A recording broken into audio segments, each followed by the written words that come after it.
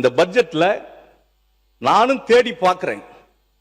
முன்வரிசையில் இருக்கக்கூடிய மரியாதைக்குரிய அமைச்சர்களுடைய புத்தகங்களினுடைய பக்கங்கள் மிக அருமையாக இருந்தது. மேலே அட்டை பக்கம் அதை தேடி பார்க்கிறேன். முதலமைச்சர் அவர்களையும் பார்க்கிறேன், சட்டமன்ற உறுப்பினர்களையும் பார்க்கிறேன், ஆளுநர் கட்சியினுடைய அமைச்சர் அவர்களையும் பார்க்கிறேன். ஆனால் இருக்கிறதை போன்று தெரிகிறது, ஆனால் என் கண்ணுக்கு புலப்படம் இருக்கிறது. இப்படித்தான் இருக்கிறது இருக்கிறது என்பது தேடி போய் பார்க்கிற போது அதற்கு பேர் காணல் நீர் என்று சொல்வார்கள். அதே போன்றுதான் இந்த பட்ஜெட். ஏற்கனவே நாங்கள் என்ன திட்டங்களை எல்லாம் இங்கு கொண்டு வந்திருக்கிறோம். அமைச்சர் அவர்கள் அழகாக சொன்னார்கள். நிதியமைச்சர் அவர்கள், மாண்புமிகு எங்களுடைய முன்னாள் நிதியமைச்சர் தங்கம் தென்னரசு அவர்கள் மிக அருமையான கருத்துக்களை நாங்களும் ஏற்றுக்கொள்ளக்கூடிய அளவிற்கு சொல்லி இருக்கிறார்.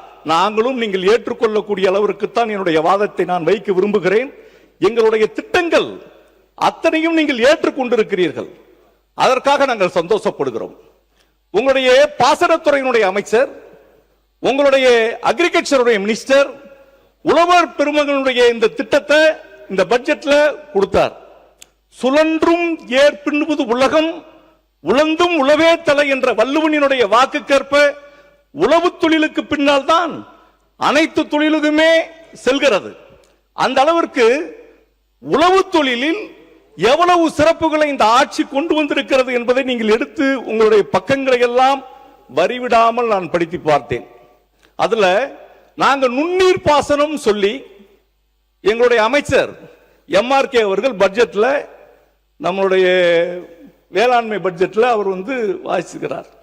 அவருடைய பக்கத்தையும் எடுத்து பார்த்தேன். 1183 கோடி ரூபாய் பணம் ஒதுக்கீடு பண்ணியிருக்கிறாங்க. 3 லட்சம் ஏக்கர் பாசன பரப்பளவு அது பயன்பெறும் என்று சொல்லி இருக்கிறார். ஆனா உங்களுடைய பட்ஜெட்ல 735 கோடி ரூபாய் அதுக்கு நிதி ஒதுக்கீடு செய்திருக்கிறீங்க. ஒன்னு குறையும் ஒன்னுல கூடும். அதில் நீங்க துளி துளியாய் திட்டம், நுண்ணீர் பாசனம் துளி துளி என்னன்றா பார்த்தேன்.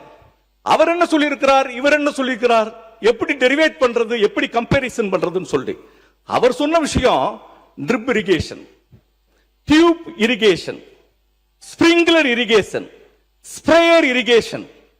இதுதான் நுண்ணீர் பாசனம். இவங்களுடைய ஏதாவது துளி துளியா என்று சொன்னா வித்தியாசமாக இருக்குமோ அப்படின்னு பார்த்தா அதே விஷயம்தான் அதிலும் கொடுக்கப்பட்டிருக்கிறது. 1 லட்சம் ஏக்கர் மட்டும்தான் குறைவாக இருக்கிறது, வேற ஒண்ணுமே இல்லை. அதுக்கடுத்து பனை பாதுகாப்பு இயக்கம் நீங்க கொடுத்திருக்கிறீங்க. முன்னாள் அமைச்சர் கொடுத்திருக்கிறது பனை மேம்பாட்டு இயக்கம். ஏதோ ஒரு பெயர் மாற்றங்கள் எது இருந்தாலும் கூட இந்த விஷயங்களை எல்லாம் நீங்கள் எடுத்துக்கொண்டீர்கள்.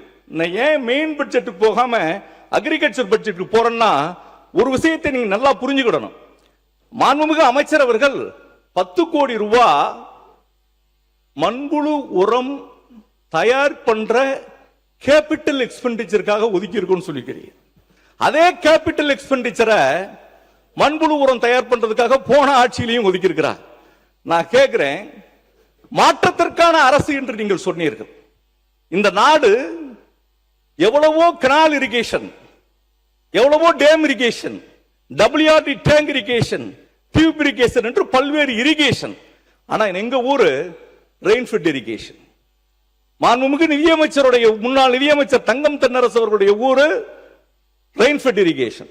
எங்க ஊர்ல நாங்கள் எந்த விதமான பயிர்களை செய்கிறோம், ஸ்டேட் ஈக்குவலைசேஷன் ஃபண்ட்ல இவங்களுக்கு என்ன இரிகேஷன் இருக்கிறவங்களுக்கு கொடுக்குறீங்க, எங்களுக்கு என்ன கொடுக்க போறீங்கன்னு சொல்லி அதை ஒரு ஈக்குவாலிட்டியா எங்களுக்கு ஏதாவது சலுகைகள் செஞ்சு கொடுப்பீங்கன்னு உங்க பட்ஜெட்ல பார்த்தேன். ஒண்ணுமே இல்லை.